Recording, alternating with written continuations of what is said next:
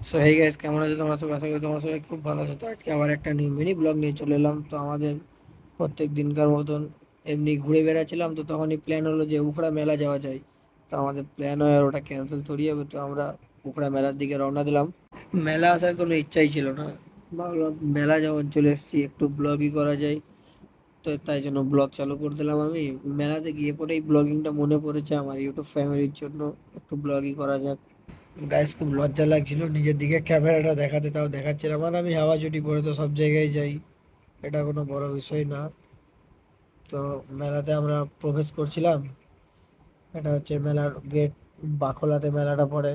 বাখলা যাওয়ার রাস্তাতে বাজপাই মোড়ের কাছে। তো আমরা মেলাতে প্রবেশ করলাম, মেলার কিছু সুন্দর দৃশ্য নিয়ে নিলাম। আর মেলা ঢুকতে কিন্তু কাকার ঘুগনির দোকান, সবাই খাবে।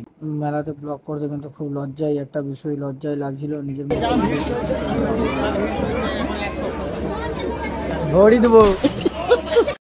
মেলাতে ওই বেদাগুড়ি করতে করতে আমরা মেলা, আমাদের ঘোরা বেশি ঘুরিনি আমরা মেলাটা, যাই ও আমার কাছে এসে কিছু বক্তব্য দিল ওর নাগিনের নিয়ে।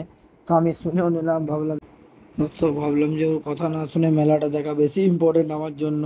তো মেলাতে এমন এমন কিছু দৃশ্য দেখতে পেয়েছিলাম, যদি আমি রেকর্ড করতাম তাহলে হয়তো ব্লগটা আজকে 1 মিলিয়ন পার হয়ে যেত, কিন্তু আমি রেকর্ড করিনি, কিছু কিছু করেছি। মেলা থেকে বেরোনোর সময় একটা রেস্টুরেন্ট দেখতে পেলাম। এবার এটা রেস্টুরেন্ট বলবো না মেলার খাবার দোকানে বলবো, এত বড়, ভাই কি আর বলা যায়।